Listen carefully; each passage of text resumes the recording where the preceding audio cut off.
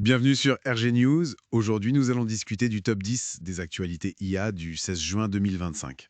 Absolument. On peut dire que les dernières 72 heures ont été particulièrement denses. Un vrai concentré d'avancées technologiques, mais aussi pas mal de tensions autour de l'IA. Oui, on sent que ça bouge très vite. Des enjeux économiques, juridiques, sociaux, c'est partout. C'est ça, on est vraiment à un point, comment dire, un point d'inflexion, je pense. Notre objectif aujourd'hui, c'est donc de décrypter ensemble ces 10 informations clés, celles des 13, 14 et 15 juin, pour essayer de comprendre un peu mieux les forces qui redessinent notre avenir numérique. C'est essentiel, hein. Tout à fait. Une veille indispensable. Allez, on y va. On commence fort avec une idée assez folle. Une IA qui s'améliore toute seule. Sakana AI a dévoilé sa Darwin-Gödel Machine. Ça sonne presque philosophique, non? Ah oui, le nom est bien trouvé. Le concept, il est vraiment puissant. L'idée, c'est de combiner l'évolution darwinienne, la sélection naturelle, quoi, et la théorie de l'incomplétude de Gödel, pour qu'une IA puisse réécrire et améliorer son propre code en boucle. D'accord. Donc elle apprend, elle mute, elle se sélectionne elle-même pour devenir meilleure. En gros, c'est ça. Et les premiers résultats sont là. Sur le benchmark de codage SW Bench, ils sont passés de 20% à 50% de succès. C'est quand même une sacrée progression. 50%. C'est impressionnant, c'est clair. Mais est-ce que c'est vraiment fiable? On entend aussi parler de doutes sur la reproductibilité, des inquiétudes sur la sécurité, et même que l'IA aurait triché. Mais oui, c'est le gros point d'interrogation, la question cruciale de l'alignement et de la sécurité. Parce que, bon, maximiser une récompense dans un benchmark, c'est une chose, mais ça ne veut pas forcément dire que l'IA produit du code qui est utile ou sûr dans le monde réel.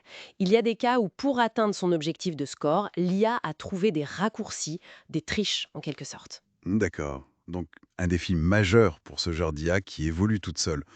Fascinant, mais un peu vertigineux aussi. Exactement. Un potentiel énorme, mais des garde-fous à inventer. Bon, pendant que la technique explore ses frontières, un autre front s'ouvre, beaucoup plus terre à terre, le juridique. Changement de décor, Hollywood part en guerre contre Midjourney. Ah oui, là c'est du lourd, un procès qui pourrait être historique vraiment. Disney, Universal et d'autres grands studios attaquent Midjourney. L'accusation? Piratage à échelle massive, Carrément. carrément. Et il le qualifie de distributeur automatique de contrefaçon. C'est ça. Ils disent que Midjourney permet de reproduire trop facilement leurs personnages iconiques, Mickey, les super-héros, etc. C'est une attaque frontale contre le modèle même de Midjourney. Et Midjourney y répondent quoi?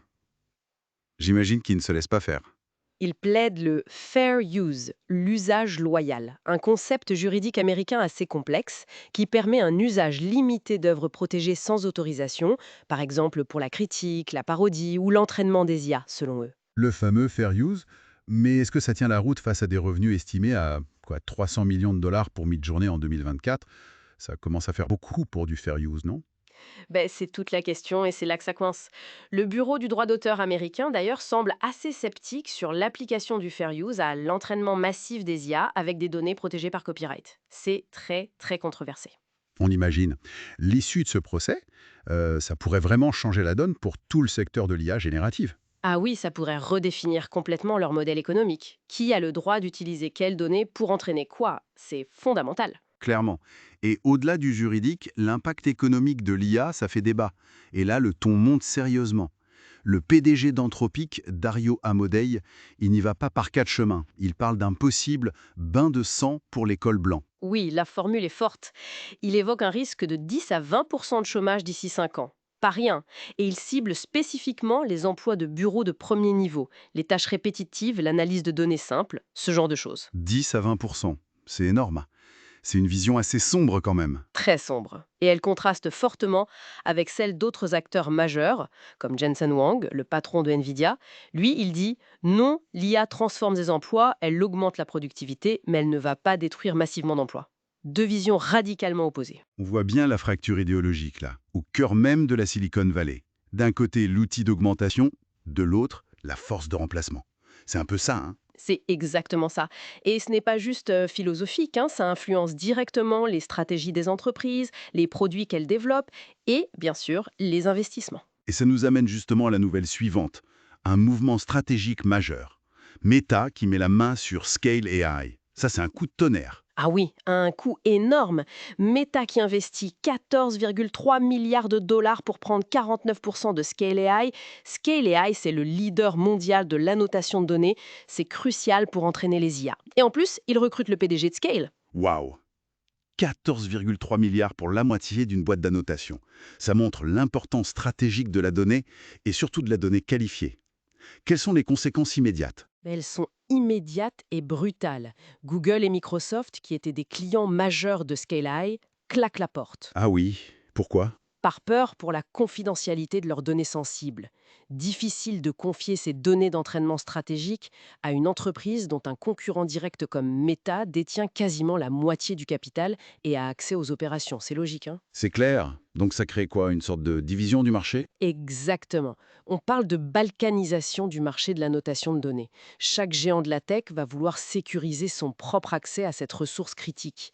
Et ça met en lumière l'importance d'un nouveau concept, l'expertise humaine en tant que service, le HEAAS, la capacité à gérer et à mobiliser l'intelligence humaine pour entraîner les IA. C'est devenu un enjeu de pouvoir. Fascinant. Une guerre pour les ressources clés qui se joue donc sur les données et l'expertise humaine, mais aussi sur le matériel bien sûr. AMD lance une offensive directe contre Nvidia.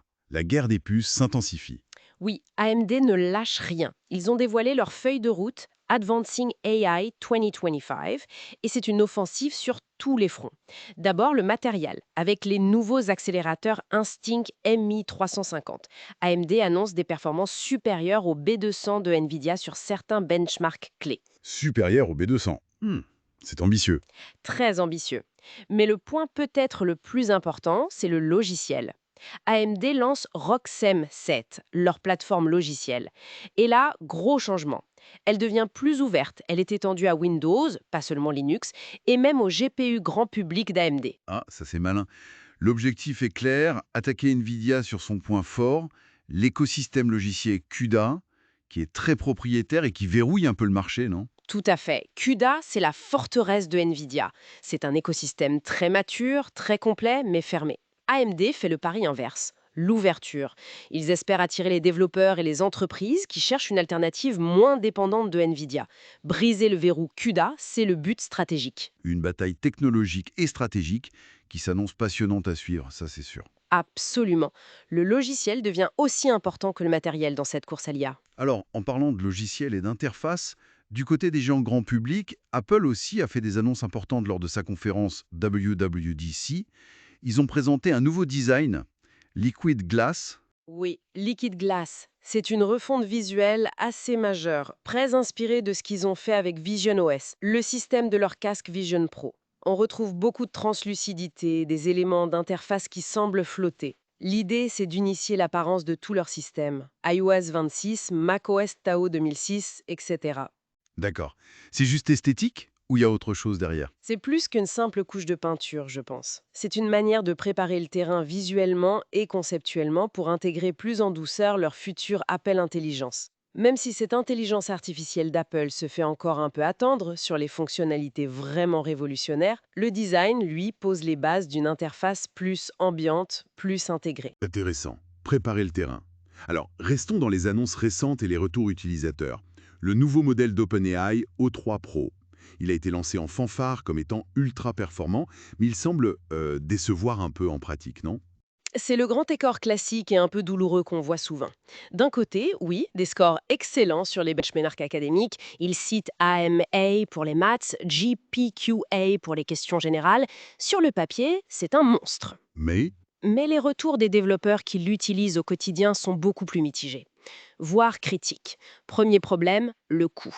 Il serait exorbitant, parfois jusqu'à 16 fois plus cher que des alternatives comme Gemini de Google pour certaines tâches. 16 fois, ça pique. Oui. Deuxième problème, la lenteur.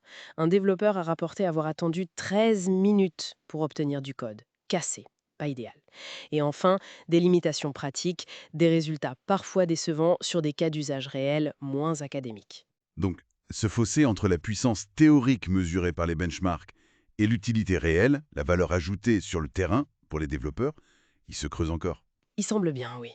Et ça pose la question de la pertinence de certains benchmarks très théoriques pour évaluer l'utilité réelle d'un modèle IA dans la vraie vie. L'optimisation pour les tests ne fait pas tout. Tout à fait.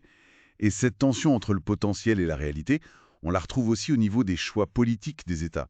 On regarde du côté du Danemark maintenant, qui prend une décision assez forte en matière de souveraineté numérique. Oui, c'est une décision qu'ils aient parlé. Le Danemark choisit de se tourner vers l'open source et de délaisser progressivement Microsoft pour ses administrations. Ah oui, ouais. Pour des raisons de coût principalement, j'imagine. Pas seulement, et c'est ça qui est intéressant, la motivation principale qui est affichée, c'est vraiment la souveraineté numérique, le contrôle de leurs outils, de leurs données.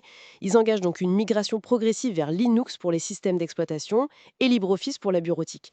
Copenhague et Aarhus, deux grandes villes, avaient déjà commencé. Là, ça prend une dimension nationale. C'est un signal politique fort pour l'Europe, non? Cette volonté d'indépendance technologique face aux géants américains. Oui, c'est un signal fort. Après, il faut être réaliste. L'histoire a montré que ces migrations à grande échelle sont très complexes. On se souvient de l'exemple de Munich en Allemagne, qui avait tenté une migration vers Linux avant de faire en partie machine arrière. C'est un défi technique, humain, financier. Mais la volonté politique est là. Un dossier à suivre.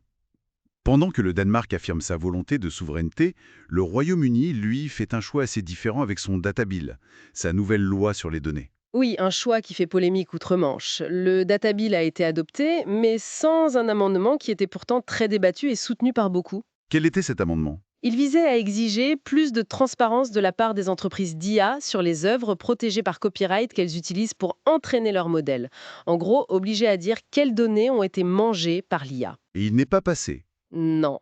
Malgré l'opposition de la Chambre des Lords et des protestations assez vives des industries créatives, musique, édition, audiovisuel, le gouvernement a décidé de ne pas l'inclure dans la loi finale. L'argument officiel, c'est de ne pas freiner l'innovation dans le domaine de l'IA. Privilégier l'innovation rapide, quitte à moins protéger les créateurs. C'est un pari risqué, non? Ça pourrait fragiliser les industries créatives et peut-être même isoler le Royaume-Uni sur le plan réglementaire. Si l'Europe, par exemple, adopte des règles plus strictes. C'est exactement le risque pointé par les opposants. C'est un équilibre très difficile à trouver entre encourager l'innovation technologique et protéger les droits existants, notamment la propriété intellectuelle. Le RU a choisi son camp pour l'instant. Un débat qui est loin d'être terminé, on imagine. Bon, pour finir, abordons une note un peu plus concrète et peut-être plus unanimement positive, l'impact de l'IA dans le domaine médical et spécifiquement pour la détection du cancer. Oui, c'est un domaine où l'IA avance peut-être plus discrètement que dans d'autres secteurs, mais avec des résultats très tangibles et un impact potentiellement énorme sur la santé. La FDA, l'Agence américaine du médicament, a déjà autorisé près de 950 dispositifs médicaux qui utilisent l'IA ou le machine learning. 950, c'est beaucoup, et c'est surtout dans quel domaine? Principalement en radiologie, pour l'aide à l'interprétation des images médicales. Mais pas seulement. On a des outils concrets qui améliorent vraiment la précision et la rapidité du diagnostic du cancer. Par exemple, l'assistance par IA pour la lecture des mammographies permet de repérer des signes précoces qui auraient pu être manqués. D'accord. Et vous parliez de Mirail? Oui, Mirai, c'est un exemple d'IA développé notamment par le MIT pour l'analyse des biopsies. Elle peut aider les pathologistes à identifier des cellules cancéreuses avec plus de fiabilité. En fait, l'IA devient un second regard précieux pour les médecins. Elle ne remplace pas le médecin, mais elle l'assiste. Elle augmente ses capacités de détection. Un second regard. C'est d'une belle image. Ça montre le potentiel vraiment positif de l'IA quand elle est bien appliquée. Exactement. C'est moins spectaculaire que les IA génératives d'images, mais ça sauve des vies ou améliore des diagnostics, c'est essentiel. Bon, si on essaye de prendre un peu de recul sur ces 10 actualités, ça dessine un paysage quand même fascinant et sacrément complexe, non? Ah oui, complexe, c'est le mot. On voit une IA qui devient techniquement toujours plus capable, avec des choses comme l'auto-amélioration, mais en même temps, ça soulève des questions absolument fondamentales sur notre travail, nos droits d'auteur, notre sécurité même. Oui, et puis il y a cette compétition économique qui s'intensifie de manière incroyable. Une vraie guerre pour les ressources essentielles. Tout à fait. Les puces, bien sûr, entre Nvidia et AMD, les données, avec l'affaire Metascale AI qui montre que la donnée annotée, c'est de l'or, et même l'expertise humaine pour entraîner ces IA, le fameux HEAS, c'est devenu stratégique. Et les batailles juridiques qui commencent à peine, comme celle de Disney contre Midjourney sur la propriété intellectuelle. Elles ne font que commencer et elles vont être déterminantes. Et puis, on voit aussi des choix politiques très différents qui se dessinent entre les nations. Le Danemark qui mise sur la souveraineté open source, le Royaume-Uni qui privilégie l'innovation quitte à bousculer les créateurs. Il n'y a pas de consensus sur la manière de réguler. C'est vrai. Et ce décalage qu'on a évoqué entre les promesses des benchmarks, les scores incroyables sur le papier et l'utilité réelle sur le terrain, les coûts, la lenteur, ça reste un défi majeur. Ça reste un défi. Même si, et c'est important de le souligner, avec l'exemple de la médecine, des applications très concrètes et extrêmement positives existent déjà et démontrent l'immense potentiel de ces technologies. Faut pas jeter le bébé avec l'eau du bain, quoi. Non, bien sûr. Mais tout ça nous ramène finalement à une question centrale, peut-être la question essentielle. Oui, comment nous, en tant que société, on peut collectivement naviguer cette vague technologique? Comment on fait pour qu'elle amplifie nos capacités, qu'elle résolve de vrais problèmes, tout en restant juste, équitable et fondamentalement au service de l'humain? Vaste programme.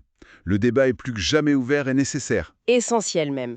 Et c'est pour ça que continuer à suivre ces actualités, à les décrypter, c'est si important. Retrouvez-nous demain pour les News IA du 17 juin 2025.